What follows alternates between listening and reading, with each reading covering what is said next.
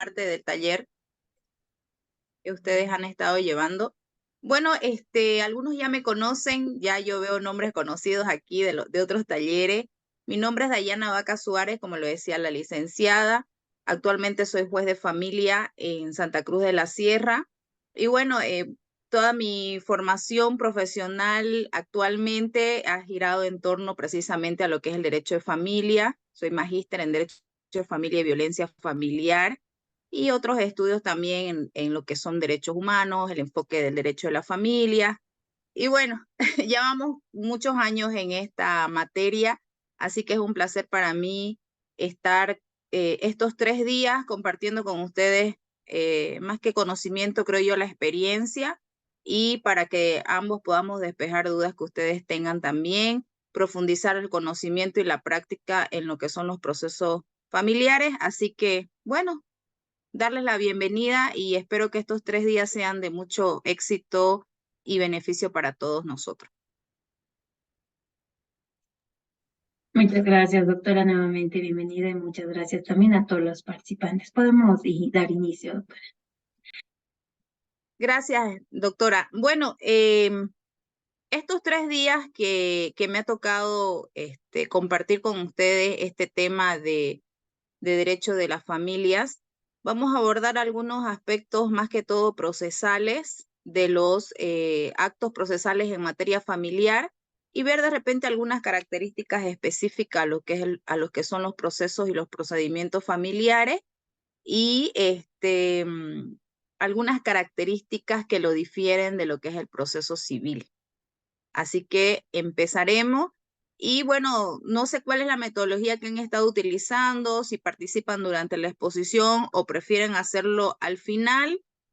Yo no tengo ningún inconveniente siempre que podamos terminar en las 2 horas que ha sido asignada. No sé, Lisen, cómo han estado haciendo. Yo no tengo problema en que me gusta que sea más participativo, siempre que las intervenciones no sean muy largas, muy extensas y siempre guardando también lo que es la ética profesional, ¿no? Claro que sí, doctora. Bueno, reiterarles también a los participantes que las preguntas que se realicen sean de acuerdo al tema, ¿no? A raíz de que se pueda respetar los tiempos y abarquemos a la mayor cantidad de participantes en la cual puedan despejar su duda. Asimismo, bueno, doctora, en anteriores talleres se había manejado el método de una parte media clase, cerrar e ingresar, digamos, a la ronda de preguntas y la otra media parte de la misma manera, siendo que a veces cuando una persona, cuando se está exponiendo, cortar también nos salimos del hilo, como se dice, o en su defecto se nos olvida a nosotros como participantes, ¿no? En todo qué preguntar, ¿no? Entonces sería conveniente, doctora, no poner mayor respeto, tal vez un media clase, ingresamos a la ronda de preguntas y la otra media clase ya para Que terminar, ¿no? de todas maneras, igual pueden ir escribiendo en el chat Eh, si ese rato tienen alguna pregunta, porque igual hasta el final a veces se nos olvida y Exacto. lo leemos, lo puedo ir leyendo en el chat, no hay problema. ¿Ya? Sí, perfecto, doctora. Bueno, voy a compartir.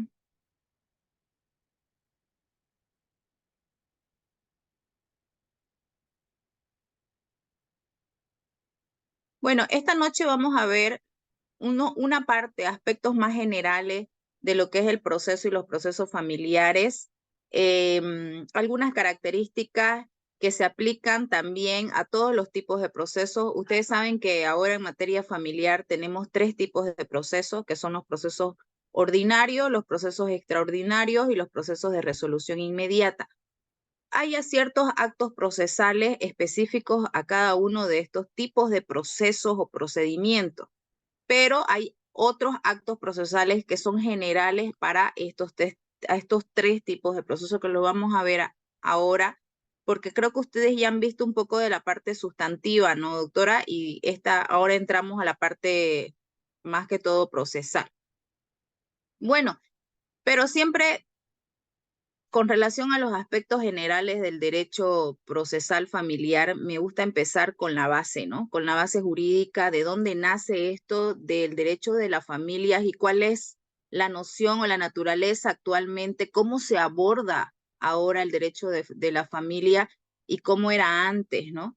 Entonces, ahí nosotros vemos algunas características que han surgido a partir de la Constitución Política del Estado actual del año 2009 y con la promulgación del Código de las Familias y del proceso familiar.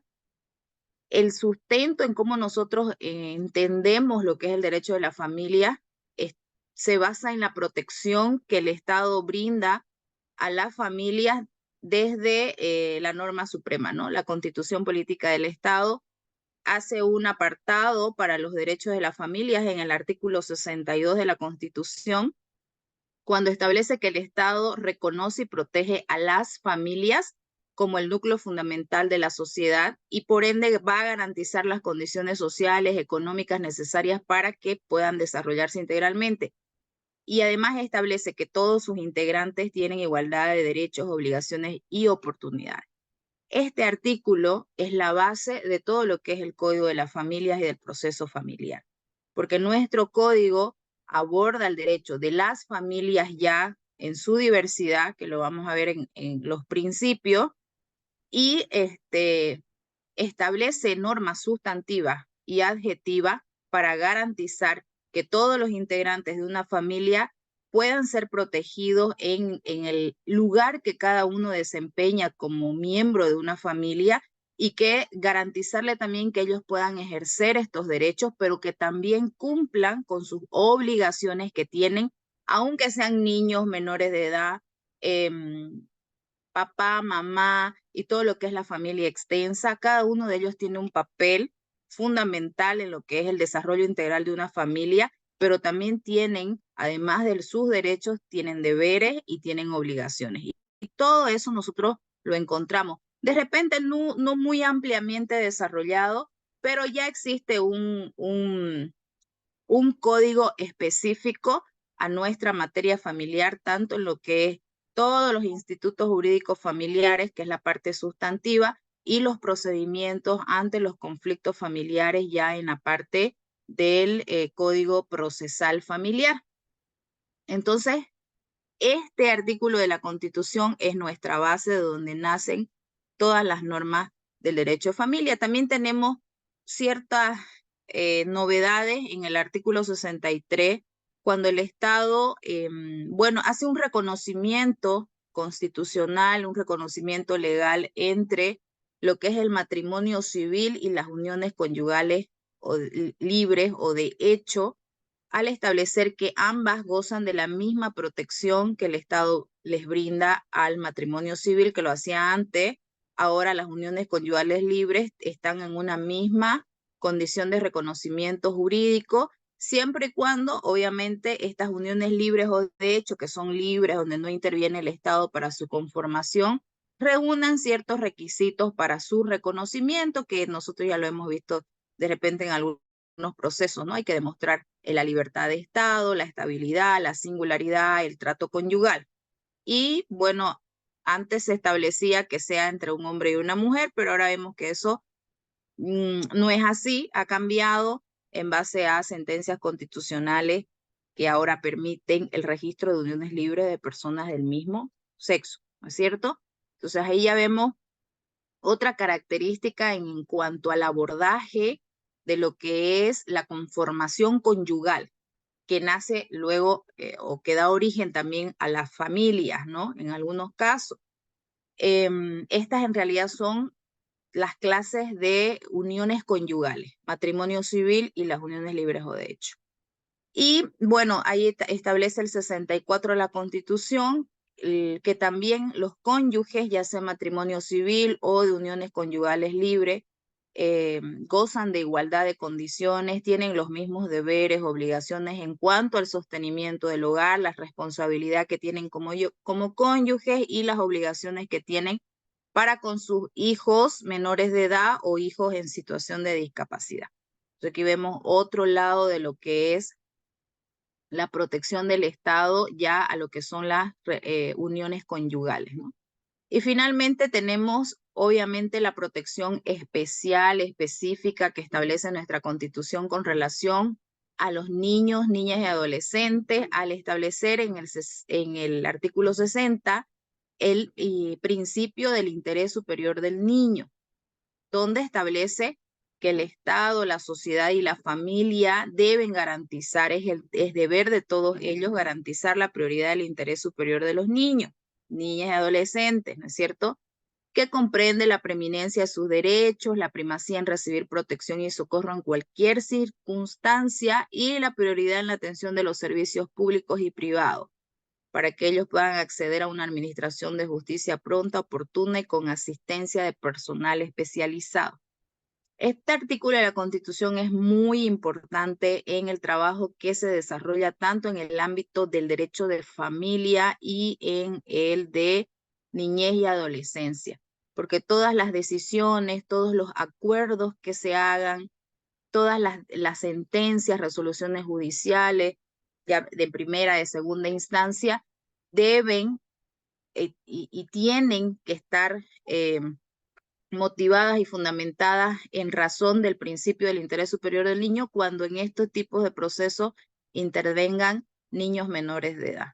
El tema del interés superior del niño es un tema muy amplio, mucho que discutir, porque se han dado diferentes interpretaciones a esto, porque yo puedo entender de repente como juez, tengo un entendimiento de lo que significa el interés superior del niño en un determinado caso, pero puede ser que los abogados, las partes u otra autoridad lo aborden de diferente manera.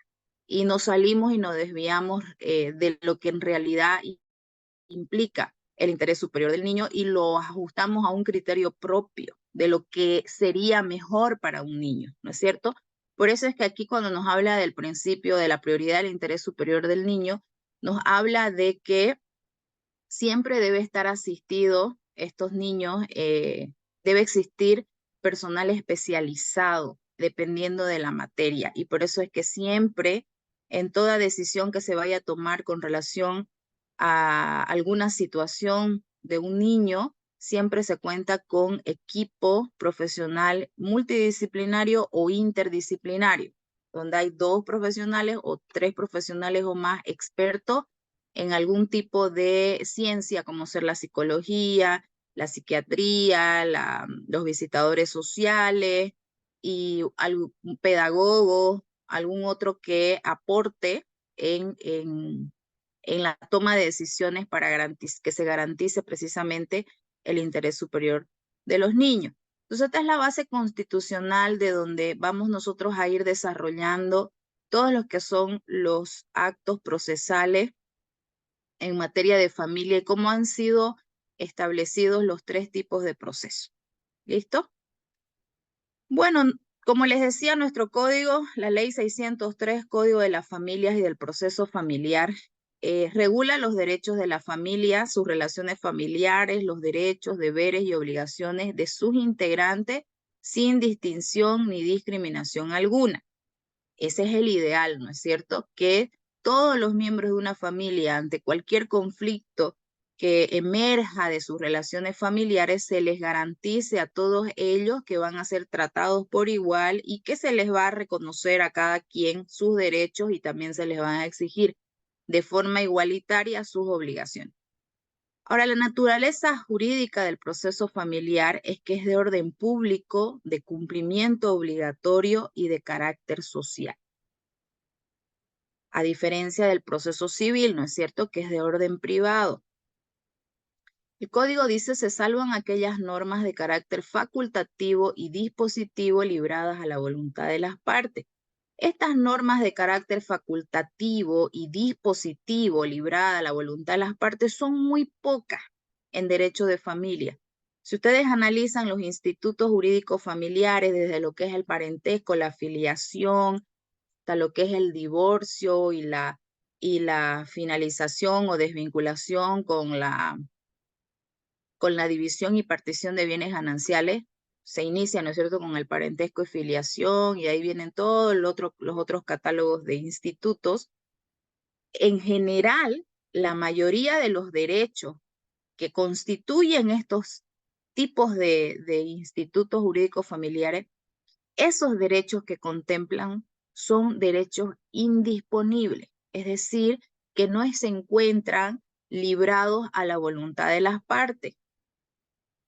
¿Por qué? Porque son de orden público y al ser de orden público, la ley es la que lo regula, cómo debe establecerse, cómo debe ejercerse y cómo debe disolverse. Solo la ley es la que lo contempla. Pero hay algunas cositas que el Código de las Familias en cuanto a ciertos derechos permite que los miembros de esa familia puedan libremente modificarlo, establecerlo, disolverlo, cuando se traten de derechos disponibles. Les doy un ejemplo para que me puedan entender. La filiación. Cuando nosotros tenemos un hijo, tenemos la obligación de ir a registrarlo al CERESI, ¿no es cierto? Vamos y lo registramos y establecemos la filiación. Ese registro que yo hago de mi hijo, lo hago a través de un registro voluntario, es decir, nadie me está obligando ese momento. La ley dice que es un deber de los padres registrar a sus hijos, ¿ok? Pero no hay una forma de coerción, digamos, ¿sí? Siempre es voluntario, a no ser que después te inicien un proceso judicial cuando ya el niño es grande, ¿no? Pero el inicio del reconocimiento es voluntario. Entonces vamos, papá y mamá, los registramos en el CERESI y se registra. Posteriormente, cuando ya está establecida esa filiación, para nosotros poder modificarla, ya no podemos hacer lo mismo de ir al CERESI y decir, ya no quiero ser el papá o ya no quiero ser la mamá de este niño, por favor, bórreme. Voy a hacer un trámite administrativo para que usted me borre de ahí como papá. Ya no se puede hacer eso porque una vez está establecida la filiación, el derecho de identidad y de filiación es un derecho indisponible, es decir, que ya no está librada la voluntad de los que intervienen en ese instituto. Es decir, que si yo quiero modificar esa afiliación, lo voy a tener que hacer a través de un proceso judicial, negación de paternidad o impugnación de filiación. Eso para que ustedes entiendan que, esos derechos indisponibles que forman parte de los institutos jurídicos familiares, en su mayoría no se pueden, no se encuentran librados a la voluntad de las partes. Por ejemplo, yo no puedo hacer un contrato con la persona con la que yo me voy a casar. No puedo hacer un contrato sobre separación de bienes. O sea, nos vamos a casar bajo el régimen de separación de bienes. No se puede, eso es nulo. ¿Por qué? Porque el Código de las Familias establece, en el caso del Instituto de la Comunidad de Bienes Gananciales, que solamente rige la comunidad para el matrimonio civil o para las uniones libres. Es decir, que establecer el tipo de de bienes o cómo va a ser el tema de la conformación de los bienes en el matrimonio no está librado a la voluntad de las partes. Por eso es que es de orden público, de cumplimiento obligatorio. Diferente, miren ustedes, cuando nosotros ya nos divorciamos, en la etapa de división y partición, cuando ya hemos establecido qué bienes forman parte de ese acervo común, nosotros, la ley sí nos permite que nosotros podamos acordar en un contrato, en un acuerdo transaccional o acuerdo regulador de divorcio, como quieran llamarlo, podamos nosotros decidir la forma en la que lo vamos a repartir o a dividir, siempre que no se modifique el régimen común 50-50, pero de ahí nosotros podemos dividirnos, repartirnos como nosotros querramos. Ahí ya la ley nos permite, nos da esa facultad librada a nuestra voluntad de cómo dividir. Y así, por eso es que se establece en cuanto a la naturaleza jurídica del proceso familiar que es de orden público, porque esos institutos que están en la norma solo se establecen, se modifican y se disuelven como lo establece la ley. Y es de carácter social. Obviamente que es de carácter social el derecho de familia, el proceso familiar, porque a toda la sociedad nos interesa que estas normas se cumplan y que los conflictos familiares se resuelvan de la mejor manera. ¿Por qué? Porque como dice la Constitución, las familias son el núcleo fundamental de la sociedad. Y cuando hay conflicto, cuando las familias no se rigen bajo las normas o los deberes y obligaciones que tienen, entonces todo se vuelve un caos social, ¿no es cierto? O cuando los conflictos no son abordados a tiempo y no son solucionados y vemos a niños ahí abandonados por sus padres en las calles o con problemas. Entonces, eso a toda la sociedad nos interesa. En realidad, quienes tramitamos procesos familiares, quienes ejercemos como abogados de derecho de familia, lo que estamos haciendo es un aporte a la sociedad. Estamos aportando para la solución de conflictos familiares porque a todos nos interesa que se solucionen de la mejor manera. ¿Ok? Bueno, eso en cuanto a la naturaleza jurídica. Una característica que ya le había mencionado es que actualmente nosotros contamos con un código específico a la materia. La primer parte con las normas sustantivas, es decir, todos los institutos, ¿no? Desde el parentesco hasta la disolución de los vínculos conyugales. Y la parte adjetiva o procedimental que está ahí mismo como una segunda parte del código, que viene a ser ya lo que son los procesos, los tipos de procesos y todos los procedimientos para el área de familia. Antes no lo teníamos porque se aplicaba el Código de Procedimiento Civil, porque no había un código específico para familia. Y bueno, no era adecuado porque, como ya habíamos visto, la naturaleza jurídica del proceso civil es que es de orden privado, a diferencia del proceso familiar que es de orden público. Entonces ahí medio que chocábamos mucho con ese tipo de normas que establecía el Código de Procedimiento Civil, pero nos ayudaba porque no había más, obviamente. Eso hay que reconocerlo, ¿no?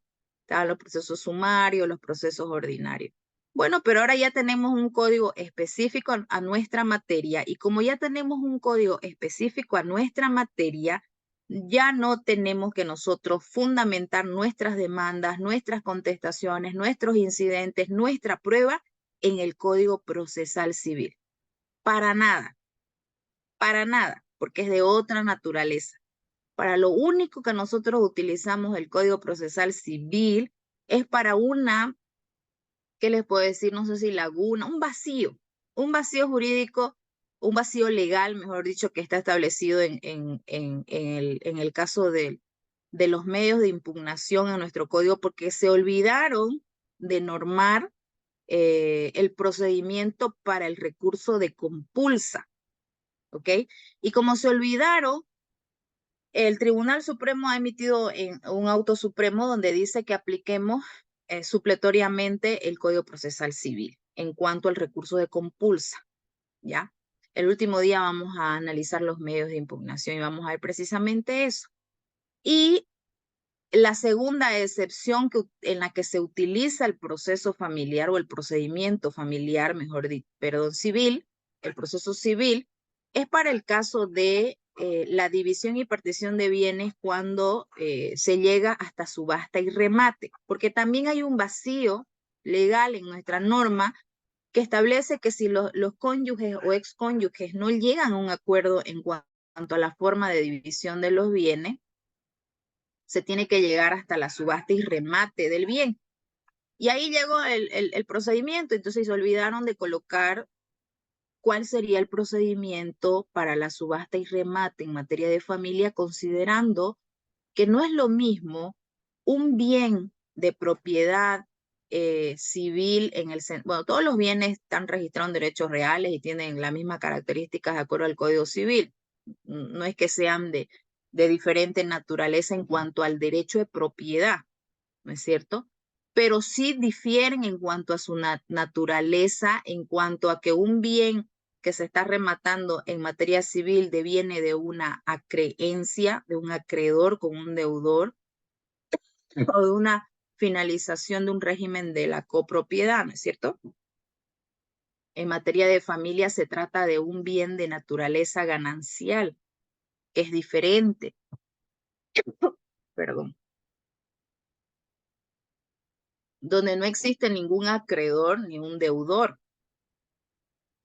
Entonces, pero como no hay más de dónde utilizar y lo más cercano es el Código Procesal Civil, tenemos que aplicar para el caso de la subasta y remate en lo que fuera pertinente y no afecten los derechos de los cónyuges, entonces se aplica la norma procesal civil en cuanto a sorteo de martillero, avisos de remate, las publicaciones, los requisitos previos para la subasta, todo eso se aplica. Lo lindo sería que tuviéramos un procedimiento específico, pero bueno, quizás más adelante ya lo incorporen. Entonces, para que nos demos cuenta, tenemos un código procesal para los procesos de familia específico. Entonces, nos olvidamos del procesal civil y solamente lo utilizamos para estos dos casos que yo les he mencionado excepcionalmente. ¿Por qué? Porque muchas veces tenemos, como somos civilistas, creo por naturaleza, todos los abogados, nos acostumbramos siempre a invocar normas del Código Procesal Civil que no se ajustan ahora a los procesos familiares, ¿no? Entonces yo a veces cuando veo en las demandas o en el ofrecimiento de prueba y solo veo CPC y ya me da algo, ¿no? Me da un dolor en el pecho porque digo, no, o sea, ha sido un gran logro, creo, el tener un código procesal específico para familia y que todavía sigamos invocando el Código Procesal Civil desconociendo la norma procesal familiar, creo que no es lo adecuado, ¿no? Para ese proceso. Entonces, y además que como que refleja que no conocemos lo que dice el Código Procesal Familiar. Entonces, es bueno resaltar eso. Bueno, otra característica de lo que es los procesos familiares o cómo abordamos el tema de los procesos familiares, y quería mencionar de entrada el principio de diversidad que está establecido en el artículo 6 del Código de la Familia. El principio de diversidad nos da a entender de cómo nosotros debemos interpretar los institutos familiares y, bueno, y llevar a cabo el proceso familiar cuando nos habla de la diversidad de formas de conformación familiar, ¿no? Y dice las diversas formas de familias reconocidas por instancias nacionales e internacionales gozan de igualdad de condiciones sin distinción en función a la dinámica social y la cualidad plurinacional de la sociedad boliviana. Antes nosotros, desde que, bueno, los que estuvimos en la universidad, que les digo, hace algún tiempo, no mucho, siempre aprendíamos que el matrimonio civil era el núcleo, ¿no? Fundamental o la única forma de conformar familia, el matrimonio civil o la familia nuclear, ¿no? Que está conformada por el papá, la mamá y los hijos. Y todos los institutos del anterior Código de Familia abordaban esos institutos en base al matrimonio civil como la única forma de conformar familia e incluso hacía distinciones, ¿no? Entre hijos reconocidos, hijos legítimos, hijos ilegítimos, algo así creo que le llamaban, para hacer una distinción, ¿no? Como que había una diferenciación y discriminación entre los hijos nacidos en un matrimonio civil como los nacidos en relaciones no constituidas en matrimonio, ¿no? O sea, ahora vemos que eso no existe para nada. Ahora hay un reconocimiento a la diversidad en la conformación familiar y ahí tenemos una diversidad de formas de establecer familia o diferentes tipos de familias que por diversas circunstancias se han conformado así, ¿no? Familias monoparentales, por ejemplo, donde solamente hay un papá o una mamá con sus hijos. La familia ensamblada, que es súper interesante esto porque nunca tomamos en cuenta a veces cuando tenemos, por ejemplo, un proceso o un conflicto de guarda, nos olvidamos de la familia ensamblada, o sea, de hacer el abordaje de acuerdo a la familia ensamblada. La familia ensamblada es una pareja donde la cónyuge ya viene con hijos de su anterior pareja o matrimonio, y el señor ya viene también con hijos de anteriores relaciones. Entonces, juntos llegan, ellos dos inician una relación conyugal, pero ya vienen con hijos de anteriores parejas. Y dentro de esa relación conyugal que ellos inician, también puede ser que tengan hijos ya de los dos ellos, así, ¿no? Como los míos, los tuyos, los nuestros. Todos esos vienen a ser una familia ensamblada. Pero a veces cuando abordamos el conflicto familiar, siempre estamos acostumbrados a hacerlo, no, que solo ella y sus hijos vamos a abordar el problema, él, ella y sus hijos. Y nos olvidamos de repente de que ya tienen otros hijos otras parejas que vienen a conformar la familia ensamblada y que sin ellos, sin la participación de esos otros miembros de la familia ensamblada, no podríamos solucionar el problema. Si un padre, por ejemplo, que tiene su esposa actual y demanda guarda de hijos a su expareja, y hay un conflicto terrible ahí. Entonces, ordenamos hacer informes psicosociales, entrevistas a los niños y toda la prueba, y no consultamos con su esposa que tiene actualmente, si ella está de acuerdo, si ella también expresa su deseo, su decisión, porque el niño, si le concederíamos la guarda al papá, el niño viene a vivir con la madrastra, que ese es el término que se utiliza. No me gusta mucho, pero bueno, ese es el término común, ¿no? Viene a vivir con la madrastra y no sabemos cómo va a ser el trato que ella va a tener con el niño o un padrastro, ustedes ven las noticias, las cosas que ocurren. Entonces debería abordarse ese conflicto en una familia ensamblada, haciendo partícipe a todos quienes conforman esa familia. Y bueno, ahí ustedes tienen otros tipos de conformación familiar, la adoptiva, la homoparental, que tarde o temprano esto también ha ido surgiendo de a poco, ¿no? Y ahora hay las uniones libres de personas del mismo sexo y bueno, en otros países ya incluso tienen niños, ya sea por técnicas de reproducción asistida o por adopción, ¿no? Y así a medida que el tiempo ha ido pasando, hemos visto de que cada vez nacen formas de establecer familia, ¿no? A lo que era antes solo el matrimonio civil, papá, mamá e hijos. Ahora incluso hay matrimonios que deciden no tener hijos y ellos dos ya igual son familia, ¿cierto? Entonces ya hay más diversidad y con el devenir del tiempo pueden ir apareciendo otras formas y por eso es que el código establece ya en su denominación precisamente el código de las familias. Otra característica de nuestro código y que, bueno, y que también lo compartimos con el código niña, niña, adolescente, es el abordaje con relación a los niños menores de edad. Hemos pasado de las anteriores normas de la doctrina de la situación irregular a la doctrina de la protección integral. Y esto es importante porque hasta nuestra forma de hablar como abogados de familia ya debemos conocer estos cambios, ¿no? Anteriormente, las normas de la niñez se basaban en la doctrina de la situación irregular, es decir, que el niño era un sujeto de protección. Por su minoridad, todo el tiempo solamente nos enfocábamos a protegerlo. Y no esa protección excesiva que nosotros, excesiva en el sentido que solo nosotros podríamos decidir qué es lo bueno y qué es lo malo, qué es lo mejor o qué es lo peor para el niño. Lo teníamos ahí, como se ve en la imagen, en un frasquito de vidrio para que no lo lastimen. Y por eso utilizábamos el término menor. Menor, no menor de edad, solo menor, porque menor de edad está bien dicho, es menor de edad. Pero el término menor era utilizado para como una forma de notar de que era inferior. Eso es lo que dicen los estudiosos de la doctrina de la situación irregular, ¿no? Por ser menor de edad, es menor, no tiene facultades para emitir opiniones, ni mucho menos para decidir sobre aspectos de su vida. Solamente los adultos pueden decidir por él. Y se utilizaba el término tenencia como un atributo de la patria potestad. La patria potestad es lo que ahora se llama la autoridad de los padres. La patria potestad es esa, obviamente, autoridad dictatorial que tienen los padres para tomar decisiones sobre la vida de sus hijos. Y cuando había conflicto o separación entre padres, se determinaba la tenencia del niño. ¿Quién lo iba a tener al niño? ¿No?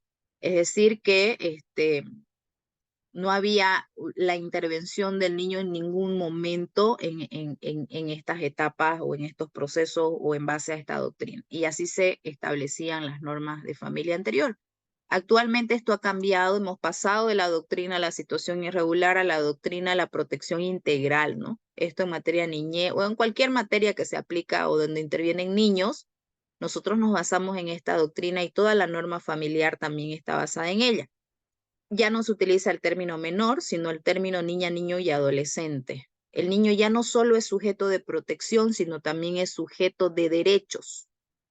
Y al ser sujeto de derechos, el niño tiene el derecho de poder participar en todos los procesos donde se tenga que tomar una decisión sobre su vida, y tienen derecho también a emitir opinión cada vez que ellos quieran hablar y opinar sobre lo que está sucediendo en su familia o en su vida. En razón a que ahora es sujeto de derechos y no solo de protección, ya no se denomina ese instituto de la patria potestad, como yo les decía, hoy se denomina la autoridad de los padres. Y la autoridad de los padres implica que los padres tienen derechos sobre sus hijos, pero también tienen obligaciones que deben cumplir con relación a sus hijos. Y lo que era tenencia actualmente se denomina la guarda y custodia. La guarda y custodia hace referencia a la convivencia, al cuidado y a la asistencia a los hijos menores de edad, y el derecho de los niños de tener un hogar, recibir atención que necesite para crecer sano, y la obligación de sus padres de proveerles todos estos elementos, pero también tiene que ver con la participación. Por eso es que ahora en los procesos de familia ustedes van a ver que, por ejemplo, en el caso de la guarda, en el caso del régimen de visita, hay ocasiones, en su mayoría, donde se llama a los niños a una entrevista para que ellos puedan opinar cuando ya están con en una edad donde no hay un límite por si acaso para escucharlo, pero dependiendo de la edad donde ellos puedan expresar su sentir y su pensar, se debe escuchar la opinión de ellos, y obviamente esa opinión ser considerada en la manera que sea compatible con las otras pruebas o evaluaciones que se le hubieran realizado, y que sea favorable para él o para ellos. Obviamente que se debe respetar y considerar esa opinión que ellos emitan, ¿no? Que lo hacen ante el juez. Bueno, hasta aquí hemos visto algunos aspectos generales que les decía sobre la naturaleza jurídica del derecho de familia y del proceso familiar, ¿no? Que son interesantes. Ahora vamos a ver los que son los principios procesales. Los rectores no, porque eso creo que esa parte ya la han analizado antes. Solamente quise hablarles del principio de diversidad y del interés superior del niño. Nos vamos a abocar a los que son los principios procesales, es decir, los principios que guían los procesos familiares, los principios que se utilizan para interpretar una norma de carácter procesal cuando hayan antinomias, cuando hayan vacíos, ¿no es cierto? Cuando una norma se contradice con otra y no sabemos cuál es la que vamos a aplicar, nos guiamos por los principios para decidir e interpretar eso. O cuando hay algún vacío en la norma procesal y ¿qué hacemos? Entonces los principios nos ayudan a poder interpretar y decidir. Son una guía de interpretación y de aplicación de la norma procesal, que obviamente tiene que ser siempre en beneficio de la protección familiar. Tenemos los principios de oralidad, inmediación, verdad material, trascendencia, no formalismo, impulso procesal, preclusión, buena fe, protección de la familia, interculturalidad y la del interés superior del niño, que se repite, ¿no? Se repite en lo que son los principios rectores y lo que son los principios procesales. Bueno, y vamos a empezar. El principio de oralidad. Bueno, yo creo que esto es claro, ¿no? La oralidad es decir las cosas hablando de forma oral. Entonces, esta es una característica interesante, un cambio interesante en los procesos familiares, que ahora se va a dar prioridad siempre en la resolución de los conflictos familiares a que estos se resuelvan o se tramiten de forma oral. Tenemos un sistema mixto, ¿no es cierto? Porque las demandas siguen siendo presentadas de forma escrita, seguimos teniendo los memoriales, pero ya en lo que es la tramitación del proceso en sí y la resolución de los procesos, la emisión de la sentencia, se va a dar prioridad a que se hagan de forma oral. Este principio establece que las partes son escuchadas otras personas participantes intervienen y el juez toma decisiones sin intermediación alguna. Este principio establece que las pruebas también deben ser admitidas y producidas de manera oral en audiencia, según corresponda y ante el juez o tribunal que está conociendo el caso. Se aplica en los procesos ordinarios, extraordinarios y de resolución inmediata, así como en la tramitación de incidente y en etapa de ejecución de sentencia. Nosotros tenemos en el proceso ordinario tenemos la audiencia preliminar y la audiencia complementaria, ¿no es cierto? Donde ahí se aplica el principio de oralidad en estas audiencias. Tenemos en el proceso extraordinario la audiencia del proceso extraordinario, la audiencia única, en la que igual se aplica el principio de oralidad. En el proceso de resolución inmediata muchas veces no se necesita audiencia, es todo escriturado, donde no hay controversia, pero donde surja una oposición o una controversia y se tenga que admitir y valorar prueba, el juez va a optar por señalar una audiencia y eso se lo permite también los procesos de resolución inmediata. Luego en la etapa de incidentes, cuando surge algún tipo de incidente, el código también establece que todos los incidentes deben ser resueltos en audiencia, más aún cuando existe prueba que admitir y producir de forma oral.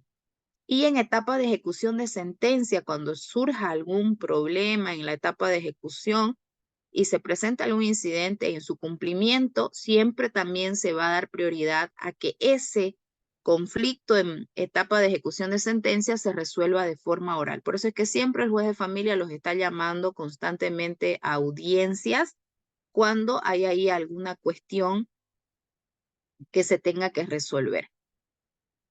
A ver, aquí qué dice. Ejemplo, en un incidente de nulidad de citación por corresponder a un falso domicilio real, el incidentista ofrece como medios probatorios prueba documental, testifical, inspección judicial, los cuales deben ser admitidos o rechazados según su pertinencia de forma oral en audiencia incidental. Por eso es que cuando ustedes ofrecen prueba en la demanda y en la contestación de cualquier tipo de proceso, únicamente se las tiene por ofrecida. La etapa para considerar si es prueba pertinente, si es prueba conducente, si no es prueba reiterativa, si no es prueba impertinente, es en la audiencia. Dependiendo del tipo de proceso, va a ser en audiencia. En audiencia uno tiene que ratificar sus pruebas, en audiencia el juez las va a admitir o las va a rechazar. En audiencia yo tengo que objetar, impugnar, cuestionar la prueba del contrario.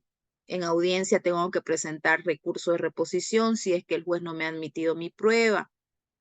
¿Entienden? Es en esa etapa. No se hacen esas cosas por escrito, sino directamente en la audiencia.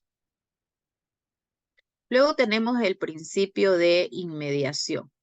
Este principio establece que en todos los procesos de familia debe existir una relación directa entre el abogado, las partes y el juez. No estoy diciendo de que vayan y charlen, ¿no? Ahí a su despacho,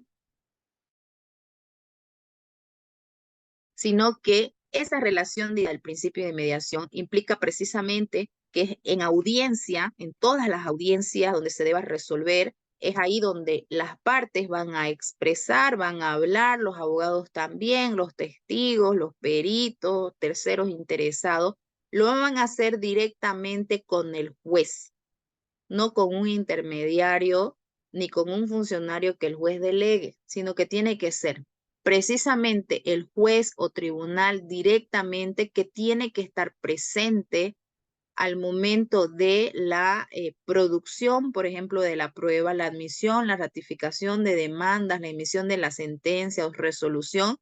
Ese principio de inmediación obliga a los jueces a que tienen que ser ellos directamente, ay, perdón, se me movió, quienes reciban esas declaraciones, quienes reciban y vean, escuchen a las partes ahí mismo en la audiencia bajo este principio de inmediación. No corresponde que el juez delegue a otros funcionarios la recepción de la prueba, por ejemplo, como ser la prueba testifical o la inspección judicial, es decir, que manden al secretario a que haga la inspección judicial. ¿Por qué? Porque nosotros a través de esa prueba, por ejemplo, de inspección judicial, queremos que el juez mire reciba, vea con sus propios ojos lo que nosotros queremos demostrar con la inspección judicial y no un funcionario de apoyo que no es quien va a tomar la decisión y que de repente no vaya a poder expresar o reflejarle al juez lo que ha visto o lo que nosotros queremos que él vea. Entonces este principio de inmediación obliga a las autoridades judiciales a que son ellos directamente quienes tienen que estar siempre en la recepción de la prueba y demás actos del proceso. El principio de impulso procesal, esto es más para los jueces también, por el que la responsabilidad de la dirección y desarrollo de las actuaciones procesales recae en la autoridad judicial, adoptando siempre las medidas tendientes a evitar su paralización o dilación. El principio de preclusión. El principio de preclusión también tenemos que tenerlo presente en todos los tipos de procesos. Siempre tenemos que estar pendientes de los plazos procesales y de los actos procesales que continúan al último que hemos realizado, para que no nos dejemos pisar con el tiempo o que se nos adelanten de repente o se nos pasó esa etapa y ya no podemos retrotraer el procedimiento, ni por la voluntad de las partes ni del juez. Si no ofrecimos prueba en la demanda, ya no podríamos ofrecer pruebas después, a no ser que sean pruebas de reciente conocimiento y obtención. Y eso se tiene que demostrar que es así, digamos, que recién hemos tenido conocimiento y recién la hemos obtenido. Si no ofrecimos, por ejemplo, prueba testifical en nuestra demanda, ya no lo podemos hacer después, por más que insistan, no se va a poder. ¿Por qué? Porque toda la prueba, dice el Código de la Familia en la parte procesal, la prueba se debe presentar u ofrecer en la demanda y en la contestación. Y solo prueba, fuera de estos dos actos procesales, solo prueba de reciente obtención. ¿No es cierto? Entonces no lo pueden cambiar. Si tiene el plazo, por decirles, tiene el plazo de 5 días para presentar el recurso de apelación y lo presenta el día 6, ha precluido su derecho de impugnar. Ya no se le puede admitir ese recurso de apelación porque está fuera de plazo en base al principio de preclusión. No se pueden retrotraer las etapas del proceso ya cumplida. Algunas veces esto tiene su excepción, ¿ok? Tiene su excepción esto del principio de preclusión. Por ejemplo, el principio de preclusión muchas veces se tiene que hacer como que una ponderación de principios con el principio de verdad material o el principio de no formalismo, pero de forma excepcional. No es la regla. La regla que el principio de preclusión es el que rige. Pero muchas veces, y sobre todo cuando en el proceso familiar existen personas en situación de vulnerabilidad extrema, a veces hay que flexibilizar el principio de preclusión para poder aplicar el principio de verdad material. Por ejemplo, hay un caso que lo vemos siempre en familia, es que el obligado, por decirle, no pudo observar la liquidación en el plazo de 3 días que dice el código. No pudo observarlo porque lo notificaron en tablero, no había señalado un procesal, o lo notificaron en su procesal, pero resulta que el abogado no le avisó. Y no pudo observar la liquidación y entonces el juez emite la combinatoria de pago. Pero resulta que esa liquidación estaba mal hecha. El juez no se iba a dar cuenta porque el juez le presentan, ¿no? Ahí está el detalle y bueno, el obligado no le observó, no tiene más descargos y lo combinó. Pero resulta que el obligado tiene sus descargos de que ha pagado. No le vamos a admitir esa observación porque está fuera de plazo de los 3 días y le libraremos mandamiento de apremio obligándolo a pagar un dinero que no debe. Entonces ahí el principio de verdad material nos ayuda. ¿Qué dice el principio de verdad material? Que lo tenemos. ¿Cómo sucedieron los hechos en la realidad? En este caso que yo les pongo, en la realidad es que la señora había recibido dinero del señor bajo constancia de recibo porque había un problema, qué sé yo, en pandemia, que no pudo ir al banco el señor a depositar y se lo hizo mediante recibo y ella no lo dijo eso en su liquidación y él no lo objetó en 3 días, pero sí lo demostró posteriormente y eso lo podemos considerar no una objeción, sino un incidente, porque los incidentes se pueden plantear en cualquier etapa del proceso. Tiene sus plazos, sí, lo vamos a ver después, pero es menos formalista que el trámite de la ejecución de la asistencia. Entonces el señor demuestra que ha pagado y el juez lo está viendo y le corre en traslado a la otra señora y dice, ay, sí, que sí es, o no me acuerdo, por decirle si fue o no fue, ¿qué va a hacer el juez? Pues tiene que hacer una excepción al principio de preclusión y considerar y tramitar como un incidente de no pago, porque hay descargo para verificar realmente si la liquidación era correcta. Y esto ustedes lo ven a diario, ¿no es cierto? Eso se convierte más en un incidente en búsqueda de la verdad material para cumplir con este otro principio que está aquí de último, que es el principio de protección de las familias. En todos los procesos, la protección a la familia y las relaciones entre sus miembros es lo que prima, la tutela de sus derechos y la pronta resolución de los conflictos. Se debe brindar protección a todos los miembros de la familia y proteger las relaciones entre ellos, porque siempre en familia es un conflicto que se soluciona ahora, pero mañana otra vez vuelve, se soluciona y pasado mañana otra vez vuelve. Entonces, normalmente lo que hacemos como abogados de familia y como jueces de familia es enseñarles, guiarles a las partes a que aprendan a solucionar sus conflictos para que no vuelvan.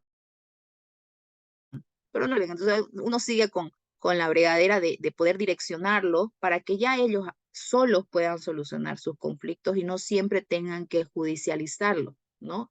Eso en base al principio de protección familiar. El principio del interés superior del niño, que ya lo hemos visto, el principio de interculturalidad, que esto tiene que ver en cómo abordamos nosotros un conflicto en el que existen diversos tipos de cultura.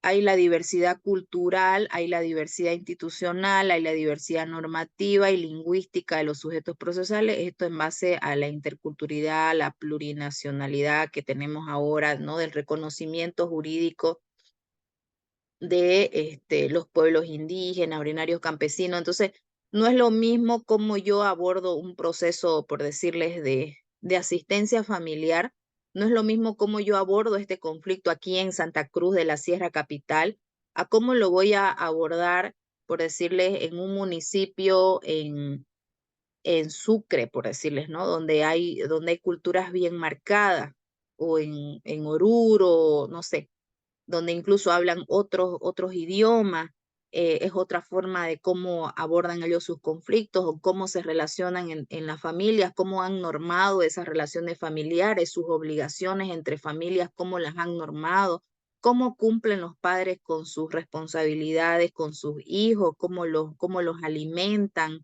cómo los educan, es diferente a como puede ser en Santa Cruz Capital, en Cochabamba Capital o en La Paz, ¿no es cierto? Difiere.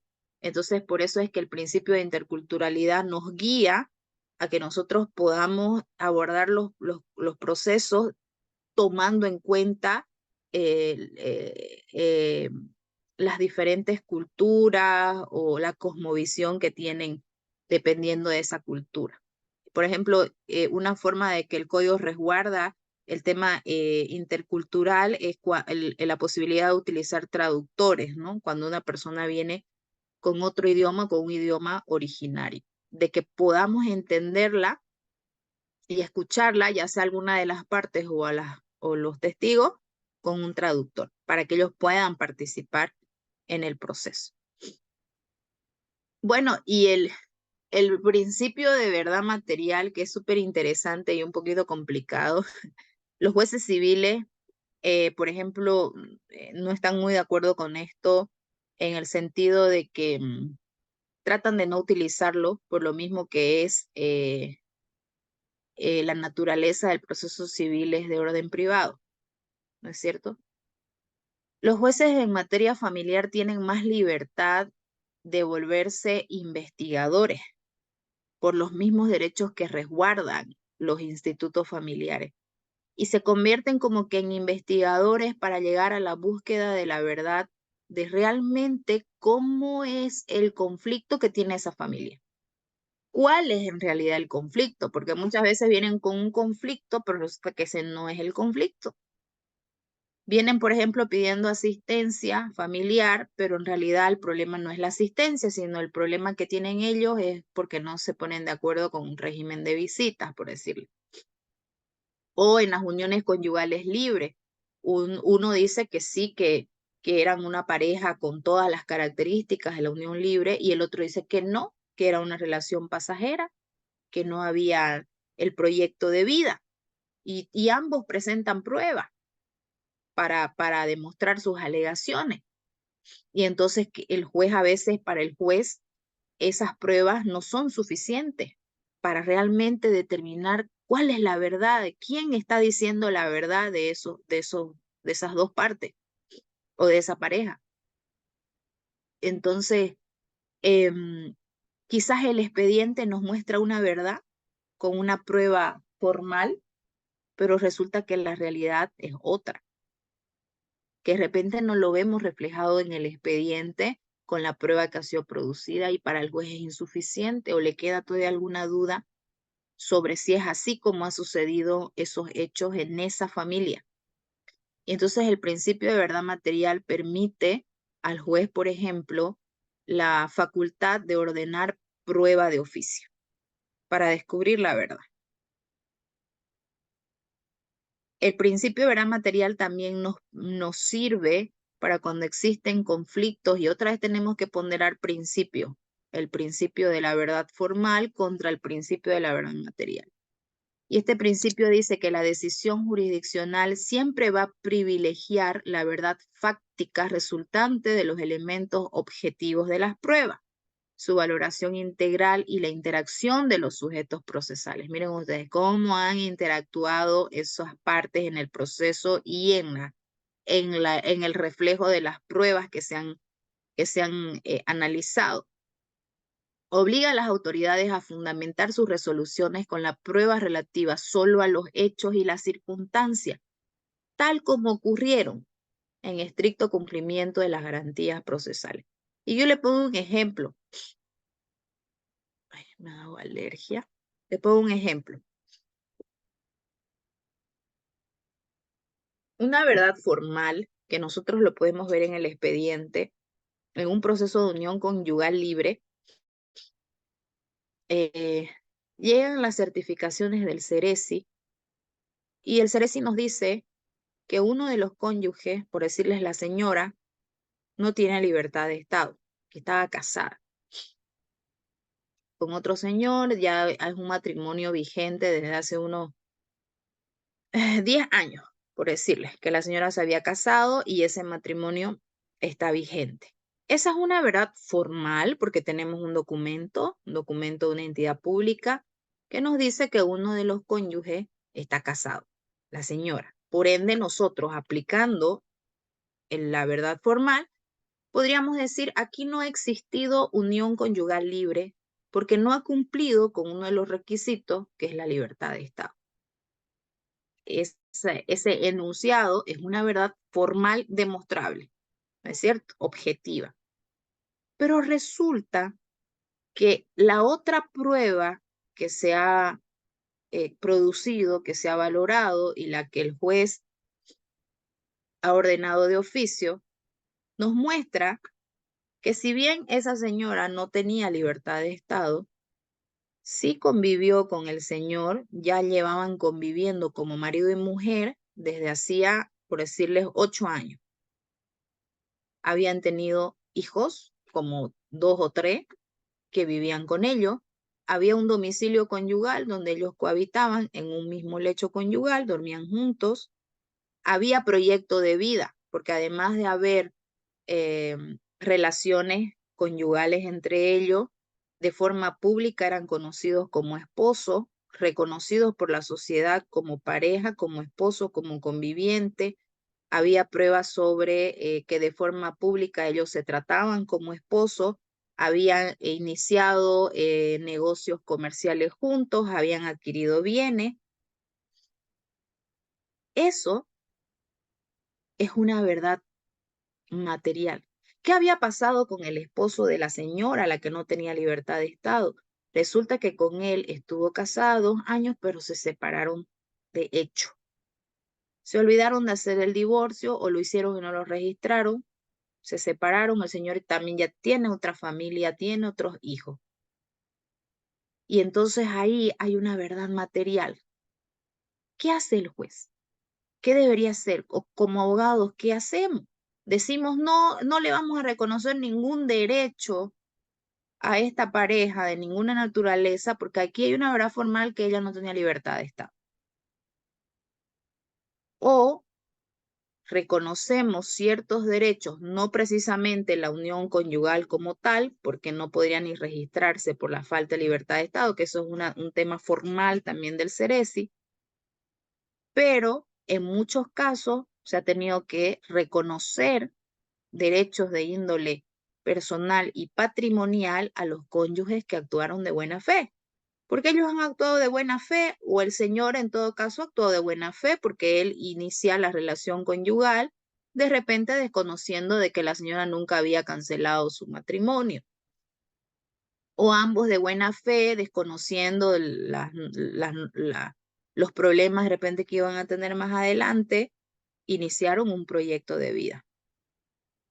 ¿Qué sería lo correcto o qué sería lo justo? Entonces aquí la ley nos dice apliquen o privilegien el principio de verdad material, no en todos los casos, y no hay que confundir, un ratito, doctora Telma, no hay que confundir también en que nosotros no estamos generando con la verdad material, no se está generando norma legal, digamos, ¿no? De decir, desconocemos una verdad formal, desconocemos el requisito de libertad de Estado de la Unión Libre para nada. Ese sigue siendo un requisito y por ende no podría reconocerse la unión libre como tal, digamos, ¿no? Sino que es en el escenario familiar donde podría reconocerse ciertos efectos a esta relación conyugal, donde sí había un proyecto de vida en común, que es la finalidad del matrimonio de la unión libre, el proyecto de vida, donde le faltó un requisito, pero que no daña a nadie, que dañaría al revés si no se aplicara el principio de verdad material, sí dañaría a esa familia porque dejaría en desventaja a uno de ellos y pondría en cierta ventaja al otro, más que todo en el tema patrimonial. Doctora Telma, bienvenida, gusto saludarla. Diga usted, ¿puede habilitar su micrófono?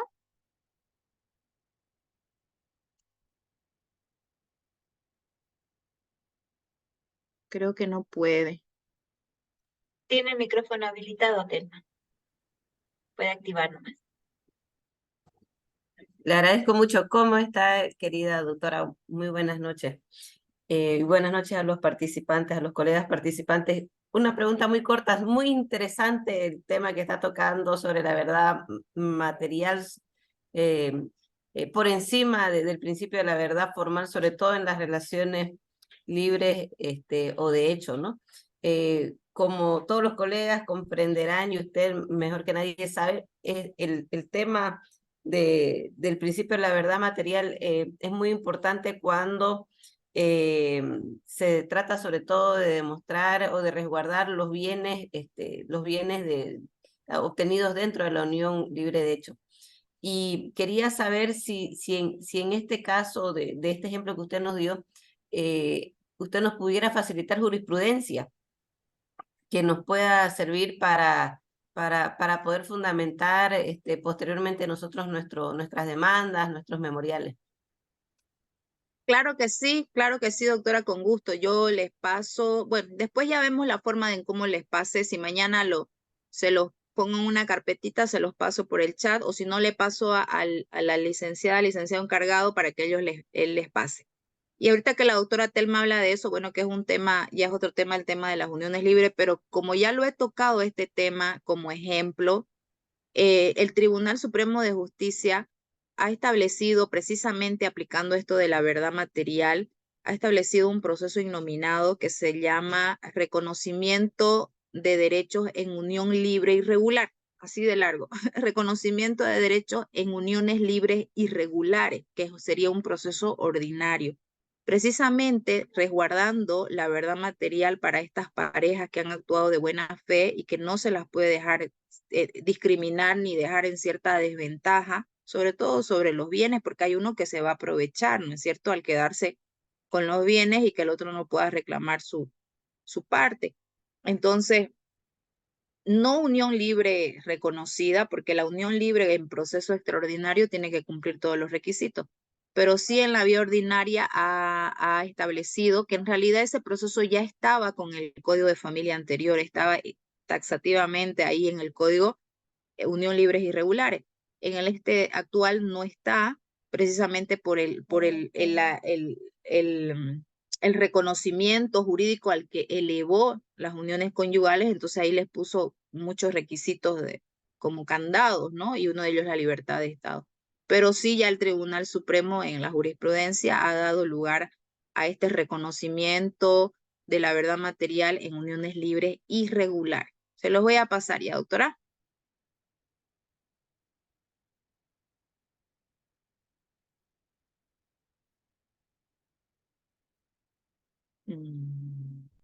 Al final leo las preguntas, ¿ya? Vamos a avanzar. Quedan 45 minutos. Bueno, otro de los principios que es súper interesante es el principio de no formalismo. Este principio ustedes no lo van a encontrar, a ver, que yo sepa, ustedes me dicen lo contrario, en ningún otro proceso de otras materias. El principio de no formalismo. Y solo creo que es una facultad en los procesos de familia. Este principio de no formalismo, a ver, implica que en el desarrollo del procedimiento no se privilegian las formalidades en la consecución de los actos procesales.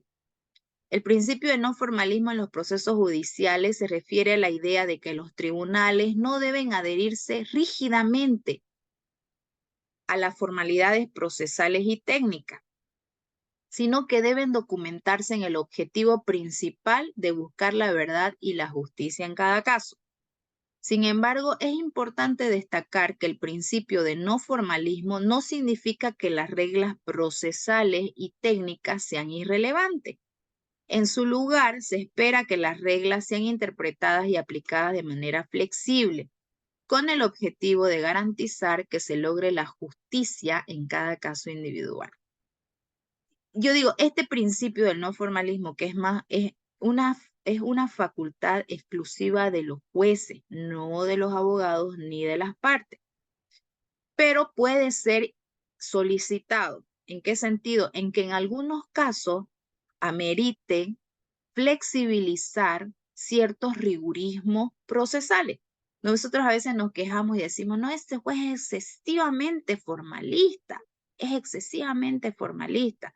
Entonces, lo que nosotros queremos lograr con el principio de no formalismo es precisamente eso, que no exista un excesivo rigurismo en cuanto a las formalidades procesales, qué sé yo, de que estemos revisando en el memorial, porque todavía he visto que en algunos casos es así, que revisan hasta el punto y coma de que si está bien dirigido, que si no, la estructura y todo lo demás.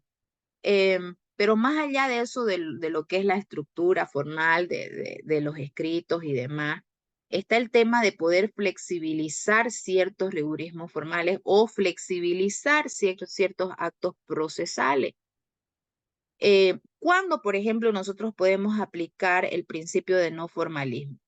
Ante la insuficiencia de claridad y precisión de la norma procesal.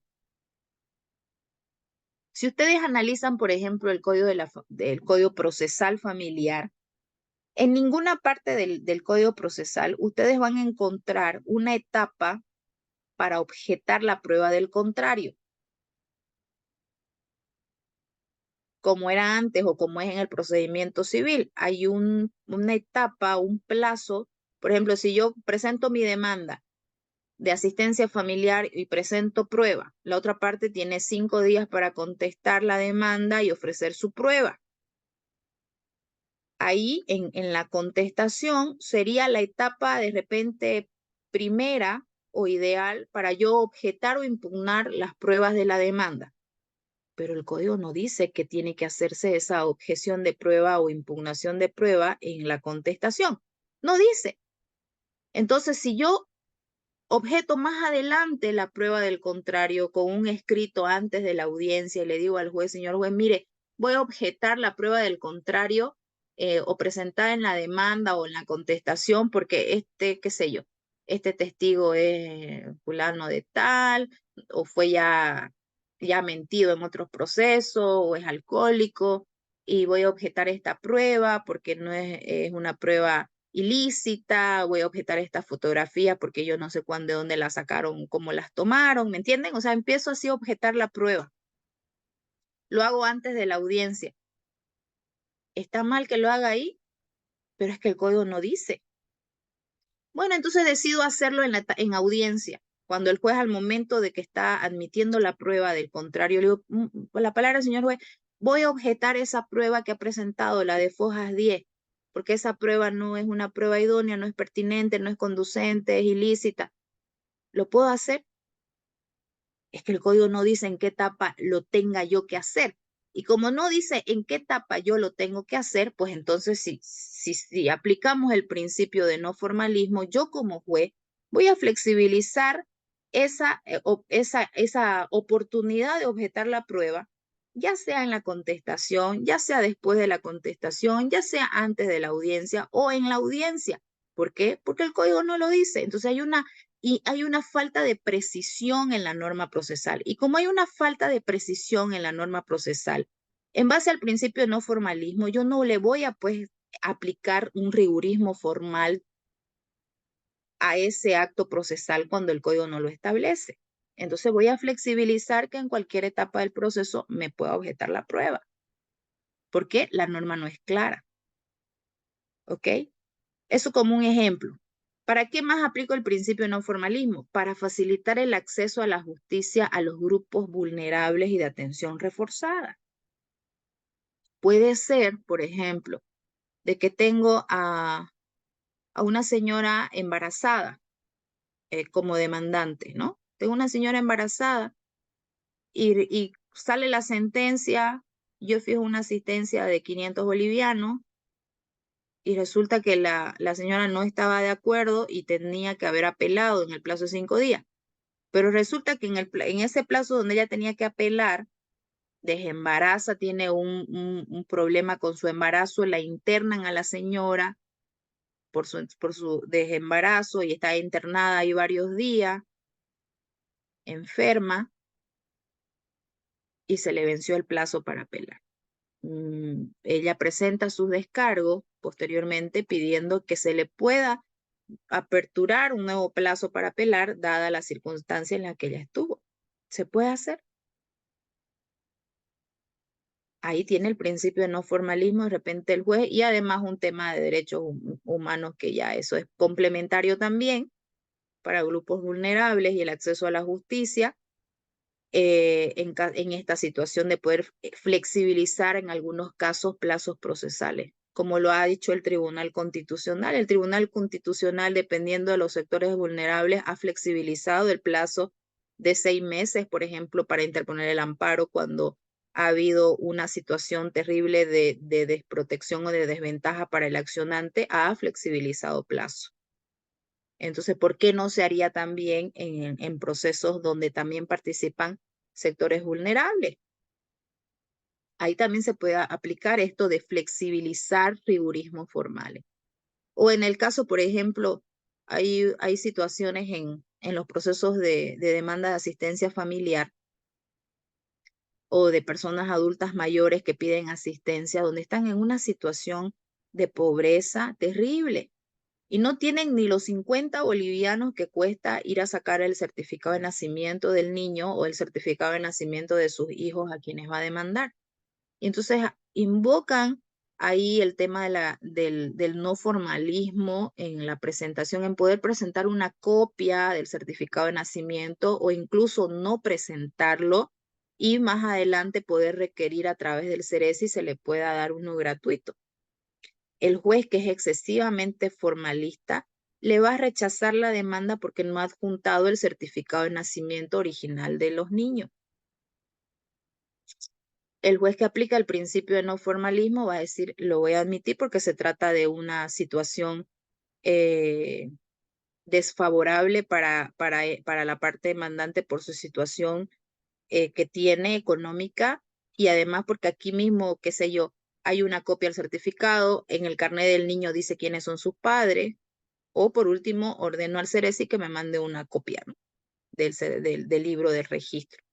Y aplico el no formalismo para facilitar el acceso a la justicia a este grupo en situación de vulnerabilidad. Como les digo, esto es una facultad del juez, entonces no podemos como abogados nosotros decirle al juez, señor juez, aplica el principio de no formalismo porque me olvidé de presentar esto cuando debía presentarlo.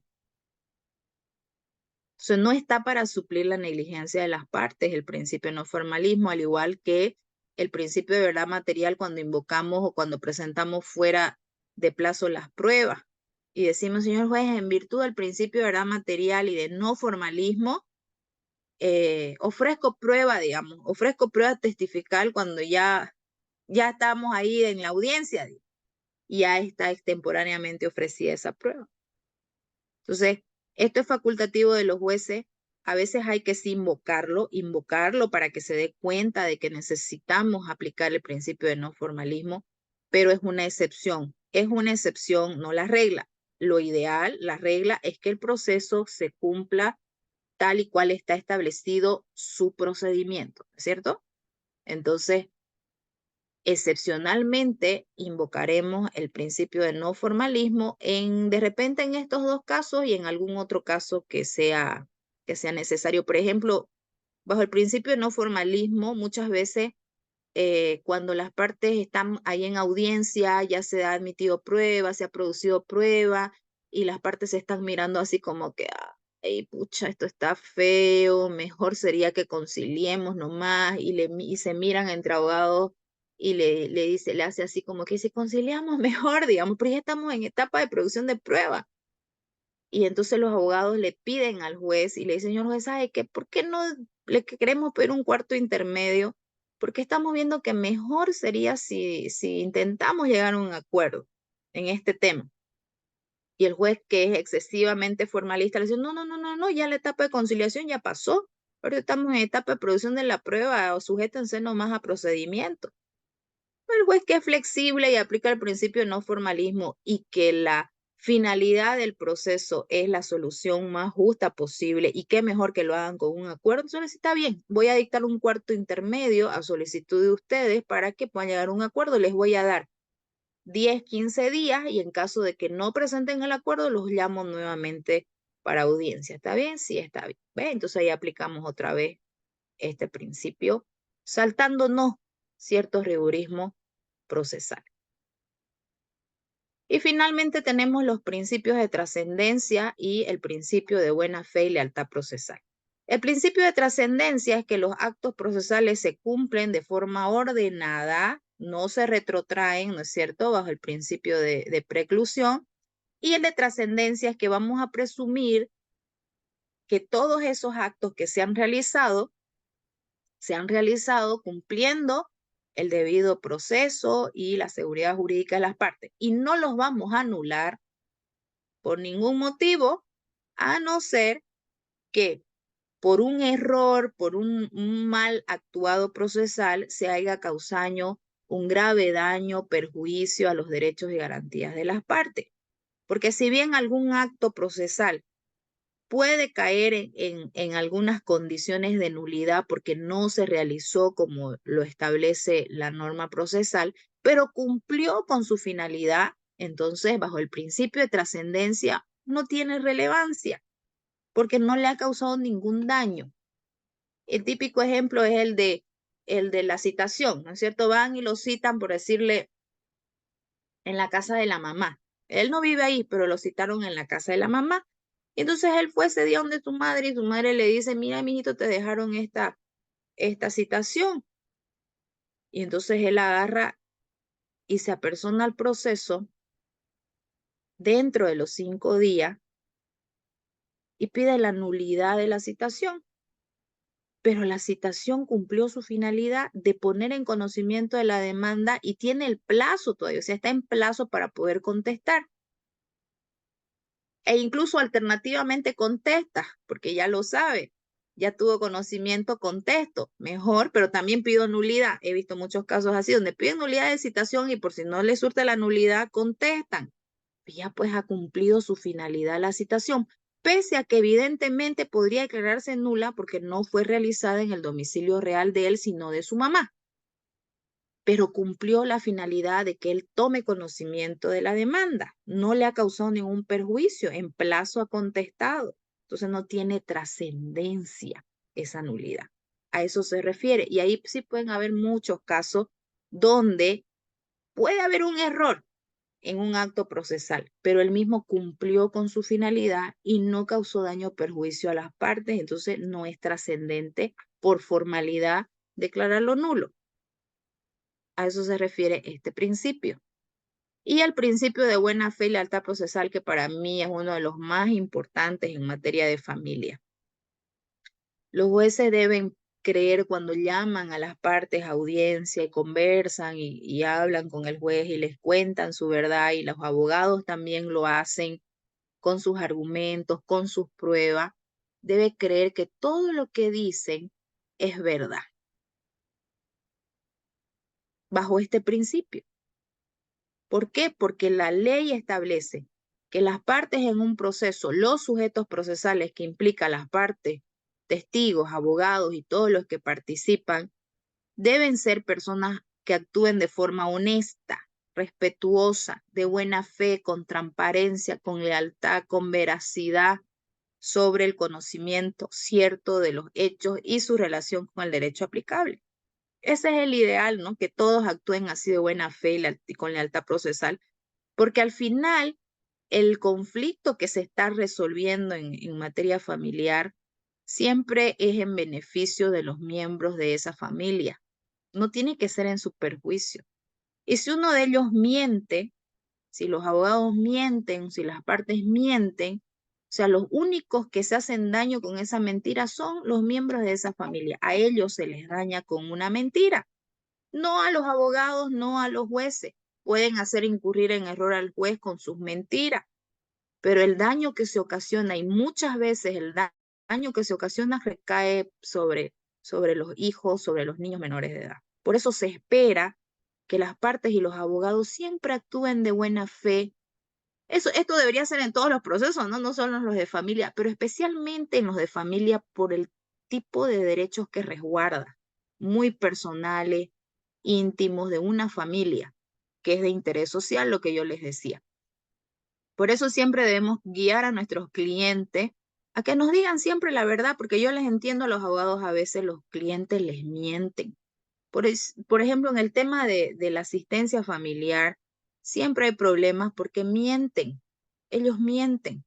Entonces, salen del juzgado luego de que se ha dictado la asistencia, la guardia, el régimen de visitas o de que ellos han firmado un acuerdo y se van y hacen cualquier cosa menos lo que se ha establecido en el juzgado. Vuelven a convivir o la señora va y le deja a los niños, ¿no es cierto? Y no avisan y no dicen, y después arma todo un problema donde mienten y mienten y mienten. O en las demandas, en las contestaciones, en los divorcios, en uniones libres, en las asistencias, mienten. El obligado oculta sus ingresos, tratando de incurrir en error a los jueces o a la otra parte, ocultan ingresos para no dar la asistencia que los niños realmente necesitan. Y así. Pero se espera que todos actúen de buena fe y digan siempre la verdad, porque al final es en beneficio de ellos, ¿no es cierto?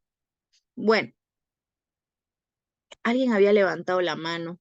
Perdón, el doctor René creo que era. Bueno, avanzaremos porque ya vamos a terminar. Nos queda todavía tiempo para unas preguntitas.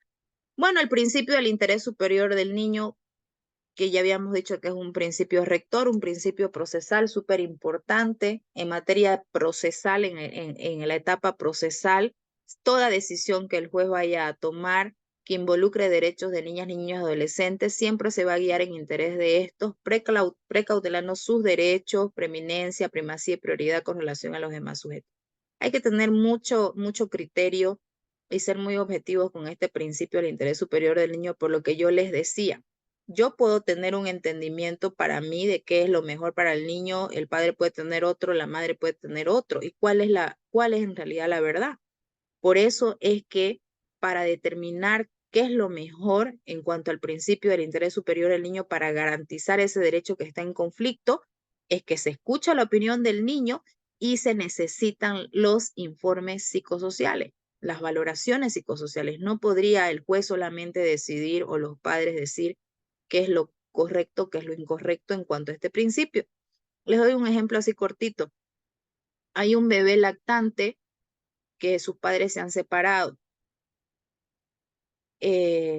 Dentro de los derechos de los niños está en tener una relación filial igualitaria con su padre y con su madre cuando estos están separados. También es un derecho del padre poder visitar a sus hijos cuando estén separados. Es una obligación de la guardadora, en este caso de la madre, promover que sus hijos tengan una relación filial igualitaria con su progenitor. Hasta ahí perfecto. Entonces, conocedor el juez de este derecho, determina, porque ellos no se pusieron de acuerdo con el régimen de visita, determina un régimen de visitas irrestricto para el niño lactante, le hablo de 3 meses, lactando, irrestricto. ¿Por qué? Porque de esa manera, según, digamos yo como juez digo, según de esa manera estoy resguardando el principio del interés superior del niño porque él tiene derecho a poder ser visitado por su padre. El padre dice, es correcto, yo tengo derecho, mi hijo tiene derecho en base al principio del interés superior del niño y como tengo visitas irrestrictas, voy a la casa de mi ex donde tenemos problemas, donde tuvimos problemas por violencia y órdenes de alejamiento, un problema entre ellos, pero como tengo visitas irrestrictas, voy a la hora que yo quiero y el día que yo quiero, sin avisar, porque el juez me ha dado ese régimen irrestricto en resguardo del principio del interés superior del niño. El abogado de ella dice, pero ¿cómo? O sea, es un niño lactante que no puede, y además hay antecedentes de violencia, ¿cómo va a venir a la hora que quiere y llevárselo? Se lo lleva, se lo saca de la casa durante el día si es un niño lactante. ¿No es cierto? Entonces, el abogado dice, pero lo correcto sería que él lo pueda visitar en su casa en ciertos horarios donde el niño esté despierto, donde el niño lo pueda ver, para que vaya sintiendo el cariño, el olor a los padres cuando son bebés, pero en horarios específicos y que no haya necesidad que ella esté porque tienen procesos por violencia. Para mí, abogado de la demandante, ese es en realidad el resguardo del principio del interés superior del niño.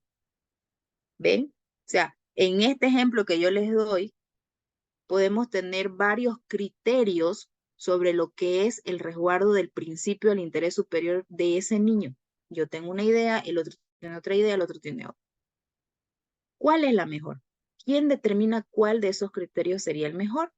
Y ahí, dependiendo de la edad del niño, lo que se necesita es el apoyo de los equipos especializados, de que determinarán qué necesidades tiene un niño lactante, cuál es su hora de dormir, qué pasa, qué riesgos tendría de ser sacado por su padre durante días enteros sin la lactancia materna. ¿Cada cuánto se realiza la lactancia materna? ¿En qué horario?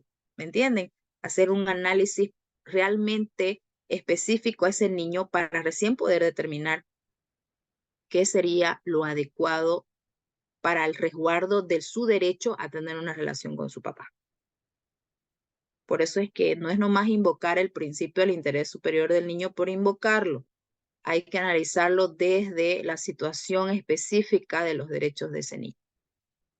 Bueno, terminando con el tema de los principios, nos vamos a el siguiente punto del contenido que se me asignó, que es la jurisdicción y competencia.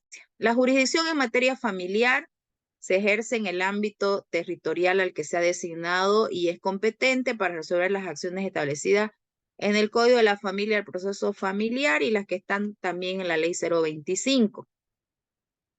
La guarda, aquí el código hace una aclaración, una distinción, porque la guarda se comparte como competencia con los jueces públicos de niñez, pero hace una diferenciación el código cuando dice que la guarda va a ser competencia de los jueces en materia familiar cuando es emergente de la desvinculación conyugal, es decir, cuando está incluida dentro de lo que es un divorcio o desvinculación de una unión libre. Excepcionalmente en casos de asistencia familiar, esto luego de que se ha fijado la asistencia, surge algún problema sobre la situación del niño, ese incidente que ha surgido se tramita como una modificación o revocatoria de guarda dentro del mismo proceso de asistencia, no se inicia otro proceso. Y en las demás situaciones es atribución del juzgado público de materia de niñez y adolescencia. En realidad los jueces de niñez solo conocen guarda cuando es guarda a terceras personas o niños en situación de abandono. Lo demás es el juez de familia. La autoridad de materia familiar que conozca hechos de violencia dentro de la familia pondrá en conocimiento de la autoridad competente. Porque como ya el juez de familia no tiene competencia para ver temas de violencia, necesariamente si verifica de que ha habido alguna situación de violencia en el proceso, está hablando en el proceso, dentro de la tramitación del proceso, tiene que poner en conocimiento de las autoridades en materia penal. Si fueran hechos de violencia que supuestamente habrían ocurrido antes de iniciarse el proceso, el juez de familia no puede remitir porque no le consta, ¿no?, esa situación. Entonces, tienen las partes que acudir necesariamente ante las autoridades competentes. Algún dañino me está rayando mi pantalla. Bueno, las reglas de competencia son las siguientes. Será competente la autoridad judicial del último domicilio conyugal, de la residencia habitual del demandante o de la residencia habitual del demandado a elección de la o el demandante. En caso de los juzgados desconcentrados, existen delimitaciones territoriales, esto por una cuestión de orden. Allá hay en la mayoría de los distritos hay juzgados desconcentrados. No significa que el juez no sea competente en base al territorio donde ha sido designado. Por ejemplo, en el caso aquí de Santa Cruz, los jueces públicos de familia son competentes a nivel del municipio de Santa Cruz o de su provincia. Pero por una cuestión de orden y de transparencia es que se han delimitado territorios para todos aquellos demandantes o demandados que vivan en esos territorios por una cuestión de acceso a la justicia, de gratuidad, vayan al juzgado más cercano de su territorio. Pero la competencia no es que que el juez haya perdido competencia para conocer de todo el distrito judicial donde ha sido designado. Es como una subcompetencia que si bien no está establecida en una ley, sino en un reglamento de los tribunales departamentales, pero se respeta por una cuestión de transparencia y de orden, porque si no, se daría la oportunidad de que uno pudiera elegir, ¿no?, juzgados y como que pierde un poquito ahí la transparencia en cuanto a la imparcialidad del juez, ¿no? Y para evitar ese tipo de susceptibilidades, entonces es que se delimitan, han subdelimitado los territorios de acuerdo a cada asiento judicial desconcentrado. En estos pueden vivir la demandante o el demandado, entonces van a ese juzgado más cercano. Pero hablando así de forma general para aquellos que no tienen juzgados desconcentrados, entonces, ¿qué juez será competente? Donde estuvo el último domicilio conyugal, donde viva la demandante o donde viva el demandado, a elección del demandante. Entonces el demandante, mejor dicho, elige en qué territorio va a presentar su demanda. Si existieran dos o más demandados, será competente la autoridad del domicilio de cualquiera de ellos a elección del demandante. No lo mismo. Si el uno vive en Santa Cruz y el otro vive en Cochabamba, entonces yo decido presentar mi demanda en Cochabamba y lo cito al otro mediante comisión instruida. Si el demandado se encuentra en el exterior, regirá la residencia habitual de la demandante. Claro, no lo vamos a mandar a otro país a presentar su demanda, ¿no? Sino ya la presenta donde es el domicilio de él o ella como demandante. Luego tenemos una diferenciación entre lo que son los sujetos procesales y las partes procesales. Los sujetos procesales son todas las personas que intervienen en un proceso, ya sea de manera activa, pasiva o de otra forma. Según su calidad, su participación está sometida a los derechos y las obligaciones establecidas en el código. Es decir, sujetos procesales son los abogados, las partes, peritos, testigos, equipo interdisciplinario, todos los que intervienen en el proceso, tercero, todo. Ya las partes procesales son las personas que actúen como demandante, como demandados o terceros titulares de los derechos, ¿no es cierto? Por ejemplo, los hijos menores de edad, ellos son parte. Y las obligaciones establecidas en el presente código. Entonces, para que sepamos diferenciar cuando el código a veces establece algo para las partes o establece algo para los sujetos procesales. Y con eso concluiríamos el tema que nos tocó hoy día y tendremos 15 minutos para absolver algunas preguntas que han ustedes realizado. Si alguien quiere, puede levantar la mano, por favor.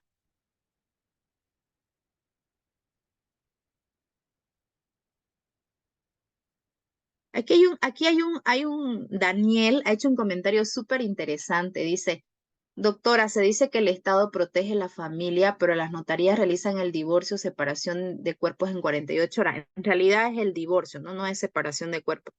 Y es cierto.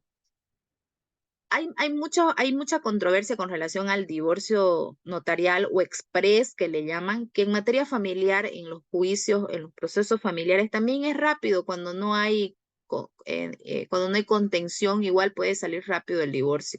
Y muchos opinan de que efectivamente se ha un poco desprotegido esa protección que se tiene a la familia.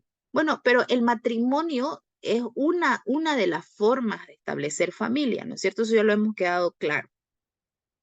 Es una de las formas de establecer familia. El hecho de que ellos se divorcien, por ejemplo, si ellos se divorcian y tienen hijos, siguen siendo familia porque tienen hijos en común.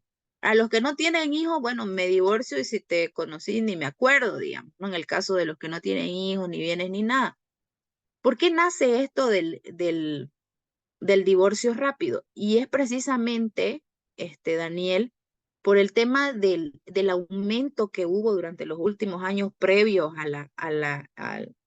a esta forma de divorcio, al aumento que había de los casos de violencia, que siguen igual en aumento. Igual existen feminicidios, cada día más violencia, sobre todo contra la mujer, que también hay contra el hombre, pero sobre todo contra la mujer. Entonces, el Estado vio mecanismos para poder un poco proteger a la mujer en el tema de violencia, porque en muchos casos las mujeres víctimas de violencia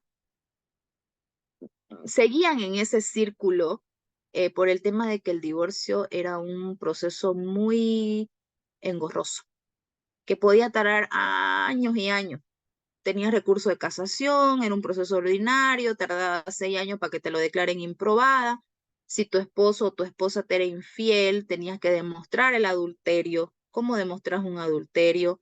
Se perdía un poquito la dignidad de las partes al tener que exponer su vida íntima ante las autoridades, ante el público, sobre su intimidad con el divorcio que había anteriormente. Entonces, sí tiene el lado de la justificación en el tema de que la sola voluntad de uno de ellos en ya no tener un proyecto de vida es suficiente para que proceda el divorcio. La sola voluntad, no de los dos, sino de uno, de que ya no quiero vivir con una persona porque no quiero, porque por algo no quiero, es decisión y no la vamos a obligar bajo el precepto de que vamos a proteger a la familia, ¿no es cierto? Porque de ahí se generaba demasiada violencia. Entonces, es interesante, pero hay otros mecanismos de protección para las familias, ¿no? Pero para las familias que no deberíamos decir familia, para las parejas conyugales que sí desean seguir conviviendo o teniendo el proyecto de vida.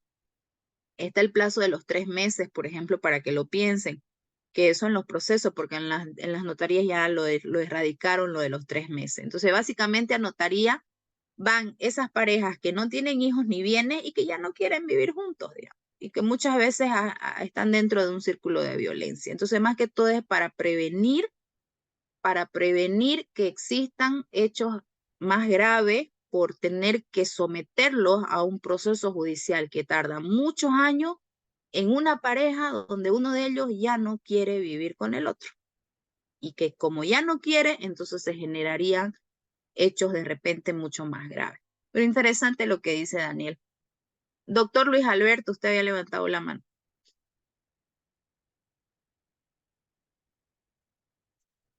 Luis Alberto González.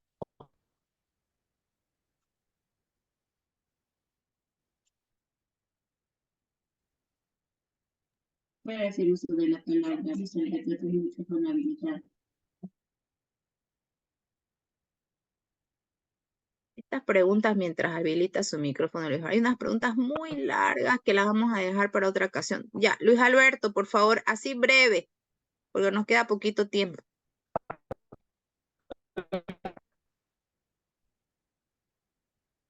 Ay, está mal su micrófono. Vamos a dar paso a Bartolomé Ángel, doctora.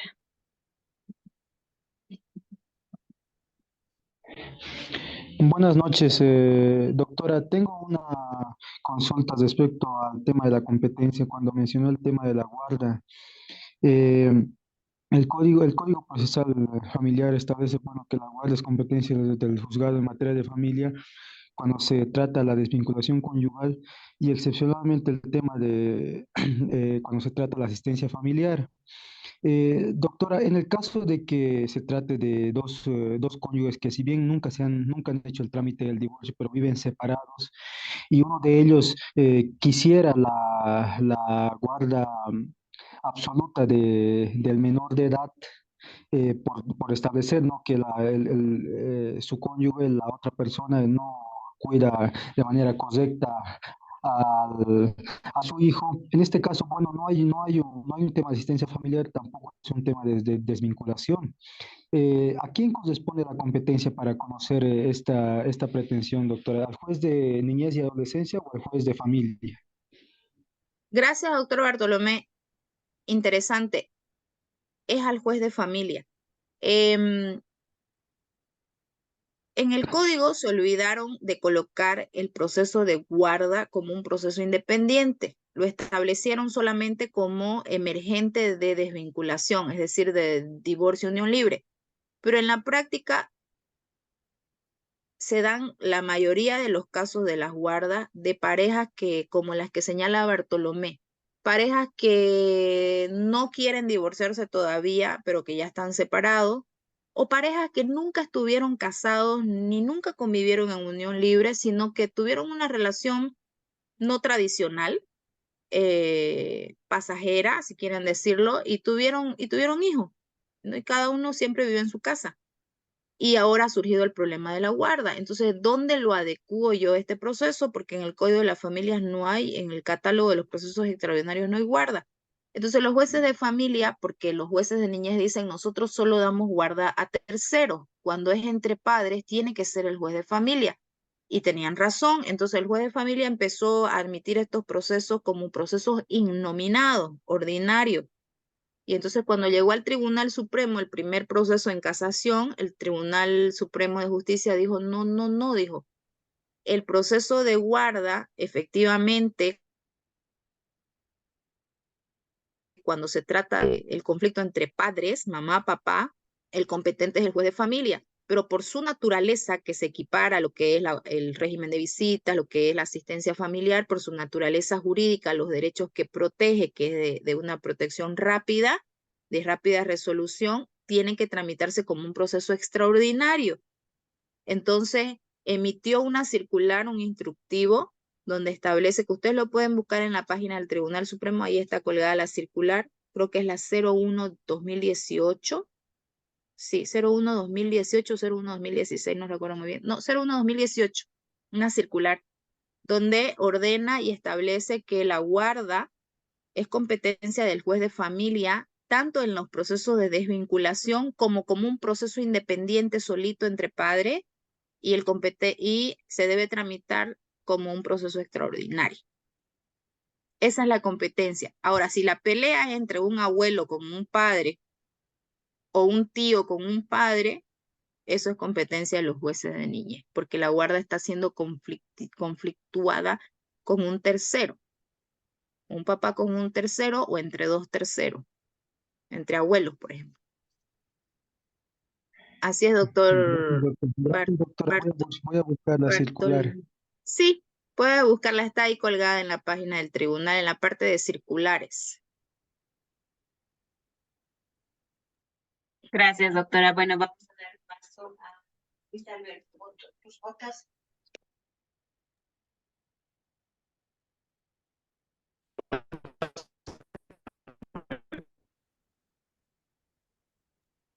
Siguen Seguimos mal sus... mal con el micrófono, Luis Alberto. Te sugiero que te salgas de la plataforma y vuelves a ingresar. Eh, Hay una pregunta, doctora, en el chat de Jorge. Dice, doctora, ¿son válidas las notificaciones por WhatsApp de liquidación de asistencia familiar? Ya que la norma establece que las notificaciones sean hechas en domicilio procesal o estrados judiciales. ¿Existe alguna reglamentación?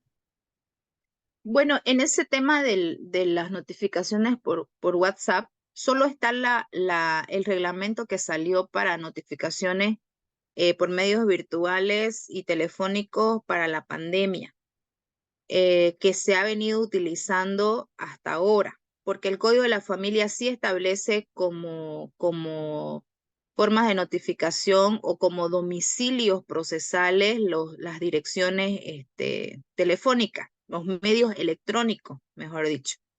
Entonces, en, en, en la última unificación sobre esto, sobre las notificaciones por WhatsApp, se estableció de que si el abogado presenta un domicilio procesal en oficina y también sus medios electrónicos, o sea, su WhatsApp, correo, se va a dar prioridad a la notificación en domicilio procesal, o sea, en su oficina.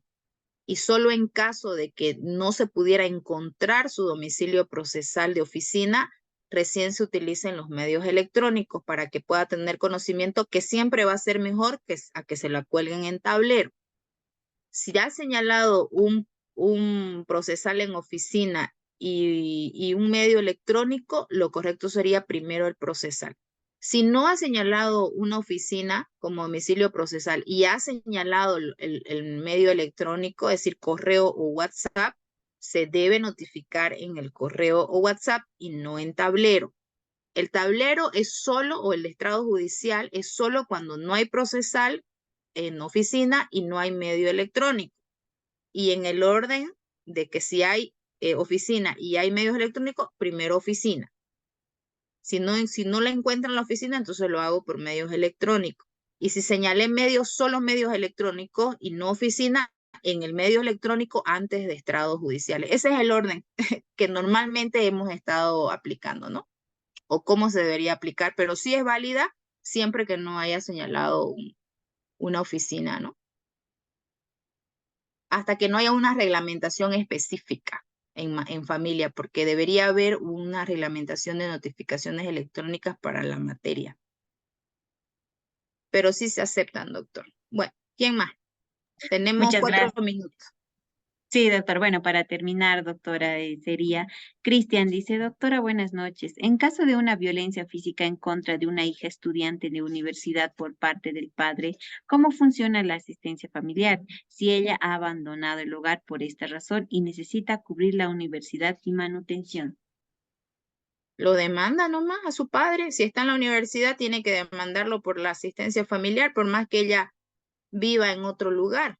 Más que está justificada su salida de la casa, digamos, ¿no? O sea, si está justificada porque ha sufrido violencia, me imagino que hay algún antecedente de violencia y ella ha tenido que irse a vivir a donde algún pariente, digamos, ¿no? Diferente es que esté emancipada. Ahí tendría que ver, analizar un poco más el caso, doctor Cristian, de la situación específica. Ahorita estoy divagando nomás en su caso, ¿no? Pero en el caso de que ella tuvo que salir por violencia, está en la universidad, ha ido a vivir de repente con los abuelos o con los tíos, interviene la defensoría ahí para verificar esa situación, porque sigue siendo menor de edad o es mayor de edad ya. Ah, no dice aquí si es mayor de edad. Bueno, si está en la universidad, supongo que ya tiene Claro. más de 18. Y no está Es mayor de edad. emancipada, dice doctora. Ah, no, pero es que si es mayor de edad ya está pues emancipada, porque ella es mayor de edad, y eso no tiene la obligación de vivir con sus padres, ella puede irse a vivir a otro lado, y si está en la universidad, sí tiene derecho de recibir asistencia hasta los 25, siempre que acredite y demuestre regularidad y rendimiento académico, no es obligación que viva con su padre. Nos da para una Bueno, más, doctora. claro Nos que da sí. para una pregunta más. Sí, doctora. Bueno, Daza tiene el micrófono habilitado que estaba desde hace rato.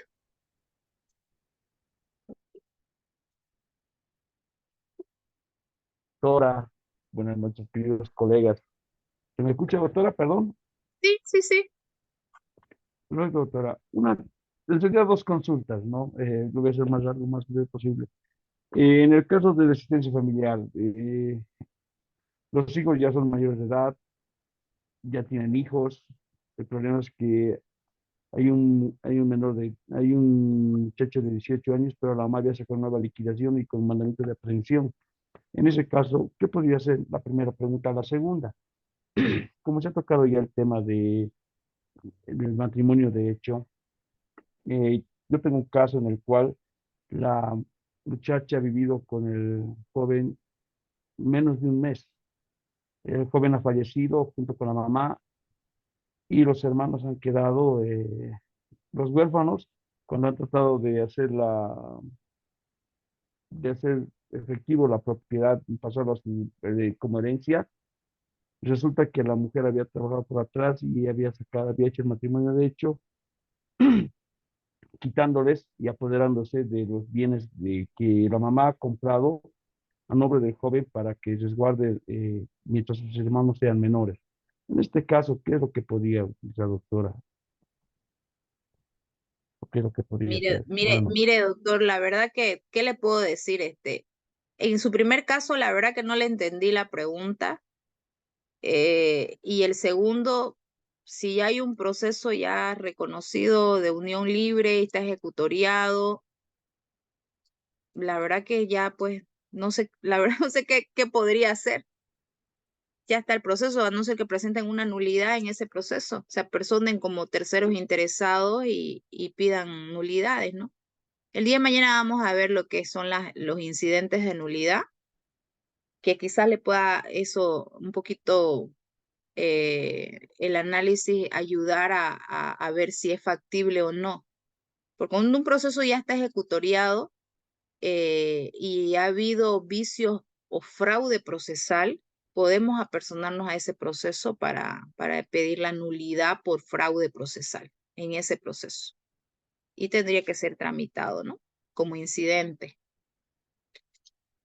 El primero no le entendí muy bien. Lo que pasa es que a veces yo no puedo mucho opinar sobre un caso porque es difícil opinar sobre un caso, es más, ni debería hacerlo, porque cada caso tiene pues un montón de pruebas, argumentos, motivaciones, valoraciones, que así en cómo ustedes lo cuentan en menos de un minuto es difícil poder decir algo, ¿no? Sobre un caso. Pero si yo siempre les digo, sus preguntas más tienen que ser aspectos generales del proceso, más que análisis de caso, porque para analizar un caso nos tomamos todo un día, ¿no es cierto?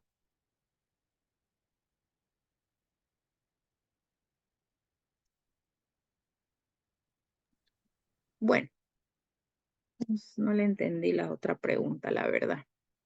Se salió de la plataforma, doctora. Ya estamos a 9:30, doctora. No sé si podemos, lo dejamos para mañana Sí, las sí, preguntas sí, o... sí, continuamos ah, mañana. Mañana perfecto, vamos a doctora. analizar